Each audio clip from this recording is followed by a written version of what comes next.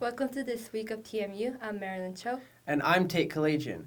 The show must go on, even in a pandemic. TMU Theater has been working hard preparing for 2021 spring show, The Happiest Millionaire. Reporter Karen Caldwell took us behind the scenes to introduce us to some of the cast and crew. My name is Ariana. My name is Cameron Beck. Brian Powell. Lily Underwood. Matthew Burkeen.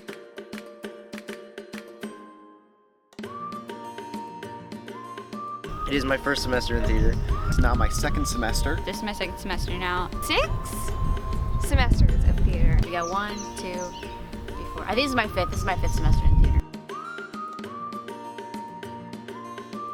The hardest part of doing theater was last semester we did a family comedy and we didn't have an audience. Probably the social distancing thing. Masks mostly, because like on crew you have to wear it no matter what, like whether it's show or just like during rehearsal. Probably the masks. Breathing is just difficult. You're learning to play off of everybody else's performance. It's not just reciting lines. And so when you can't really see half of somebody's face, it's really hard to read their expressions and know how to play off whatever they're doing. Really nice to be able to be in close proximity without having to worry about, oh, back away.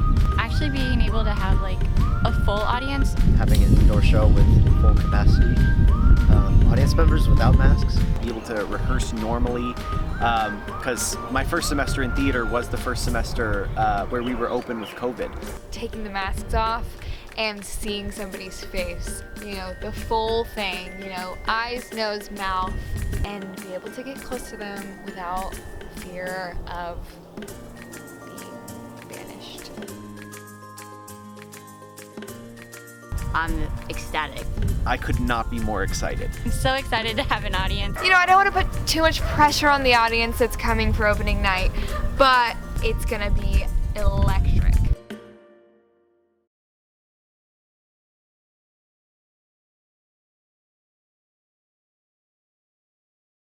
Due to the global pandemic, as well as some COVID-19 restrictions, a lot of international students have been having issues connecting on campus.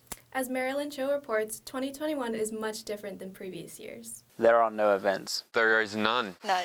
And I have not gone to any international events. Yeah. Yep.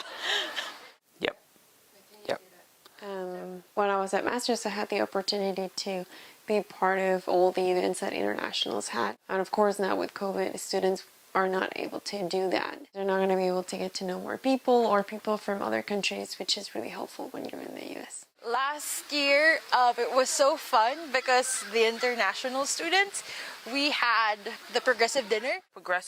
Where we would go to all these different teachers' houses and we'd have like a main meal at one house and then we'd have dessert at another house. It was really fun and we did a lot of stuff. We went to the beach. That was super fun. It was like my first time here at the beach in America and I really enjoyed that. We watched a movie. It's like one of the classics. Nacho Libre, that's what it was.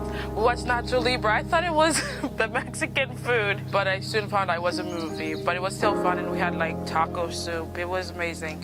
And just being together with like different people, I felt comfortable. It's not that I don't feel comfortable every day, anywhere, but it was just nice to see other people and hear their different perspectives. It's a little bit hard to connect with international students this semester because we don't have a lot of events that we can plan or a lot of times that we can hang out as a group. And I think that's the best time for us to get to know each other when we can all be together. And I really hope we can get that back up again after COVID. And I pray they will be back again. I would love to go to international events. I just want to be able to see people's faces again.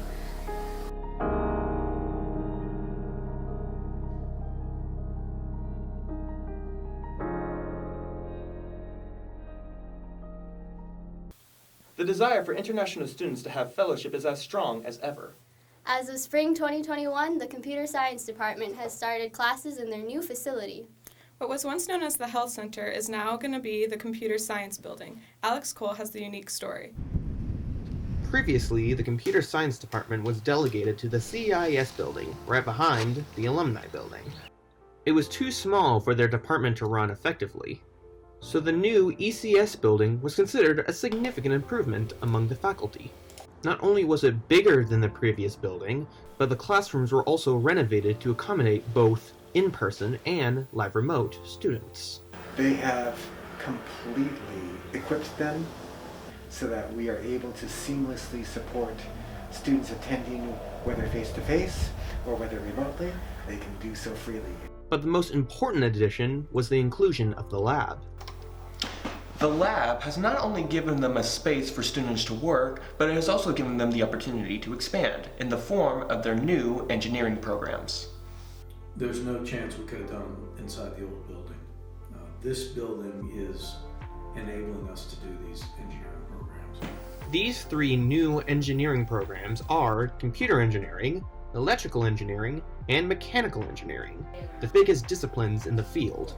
Dr. David Crater, the head of the computer science department, began development of these new engineering programs to teach students to create technological advancements to aid in furthering the kingdom.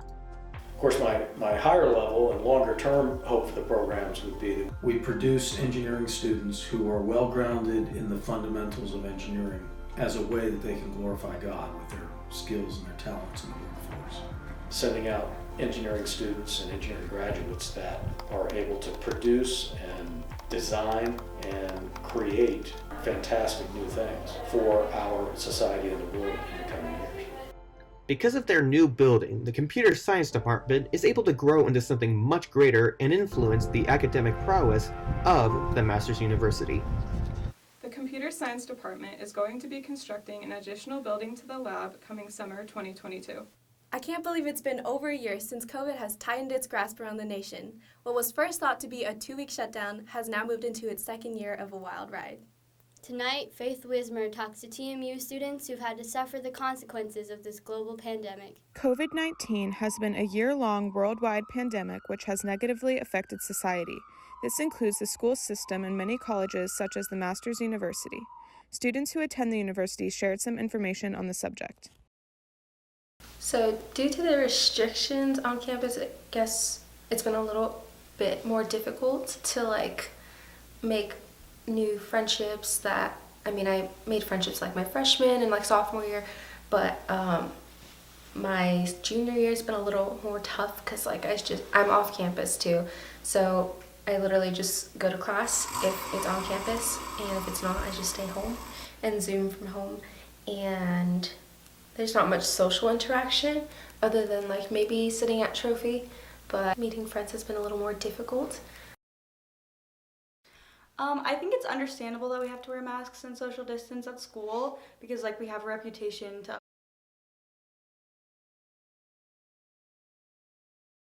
to be loving towards the community, especially to unbelievers who have a different opinion about that. It is a little bit frustrating, but it's totally understandable, and I think that it's how we are able to show Christ's love to the community. So for me, I was just really thinking about how we always have to sit outside when we eat lunch or dinner, and it's always really cold. So I was hoping we could improve the indoor seating. I know we could still have lots of space in there. It's a pretty big room, and we don't always all eat at once, so it should be fine. I think the school has been doing a pretty good job at following COVID guidelines. They worked really fast at getting everything ready for the students to return, and have been doing a really good job at regulating the CAF and our dorm rooms and making sure that it follows all the COVID protocol. It's not going to be 100% perfect because of the amount of students that are here, but hopefully as things are starting to open up again, we'll get back to normal. The university is trying to abide by California's laws, yet it is taking a large toll on the students. Everyone has had a crazy year, but most people have been able to stay in their own homes, but not the international soccer boys at Masters. Some of them haven't seen their families in over a year. In a season that got pushed from fall to spring, the TMU men's soccer team has been through a lot. Here's Alyssa Kim with the story. Long cross on the far side. Dangerous. Dangerous! In the net!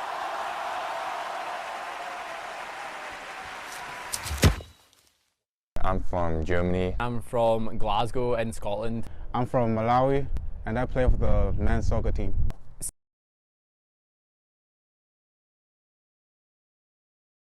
In games, different experiences.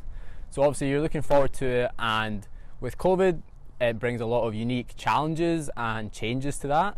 You know, it's been tough just trying to schedule practices, get fields, follow all the different mandates. We've had a lot of testing that we've had to do. Coming into this last semester, it was quite confusing because nobody really knew what was going on. And I think it was quite a challenge for everyone on the team, especially for the international students. We weren't allowed to go home, or we couldn't because all our flights got canceled. So we had to stay here in America, practicing every single day, getting ready for next season. I had an injury after 5 games, and I'm still rehabbing right now. Just the fact that I haven't been able to be home, and just to have my family with me, during the injury, it was really tough. A lot of things have changed, but ultimately I would say it's been really good. I think the Lord has used it to just show us that we can't take things for granted, that every day is a gift, is a new day, and we need to be thankful for that and just willing to adapt. So it's definitely been a strange year, and one that I've never seen before, and hopefully we can get back to some level of normal next fall. It's definitely been a year that will go down in history, and as we are slowly healing, we keep hoping that things will continue to get better. What are your favorite places to go in Santa Clarita for fun? I've been to a few places like PJ's, the Trophy Coffee House, the local theater, just to name a few. A lot of Masters University students have trouble finding places to go in Santa Clarita, especially during COVID. But as Grace Ransom reports, there is one group of girls at the Masters University who has found a creative solution. The Santa Clarita Valley is an exciting place, but for many non-local master's students, this isn't always immediately obvious. I'd been to Santa Clarita once, and so when I got here, I was like, I don't know what's cool around here, what to do on weekends, and I think most of the time when all of our friends wanted to hang out, we'd be like, what do we do now, Yeah, so we kind of just sit there for I think about 30 minutes, wasting our time trying to figure out what to do. What is Katie and Natalie's solution? It's an Instagram page they call @LostInSCV. So we wanted to create a page where you could go, okay, let's look on Lost in SCV, let's see what they just did yesterday. Oh, we should do that, that looks really cool. So it's only $5, so it's that's not bad. Their posts feature recommendations of all the best places to go in Santa Clarita Valley that are under $30 and under 15 miles away.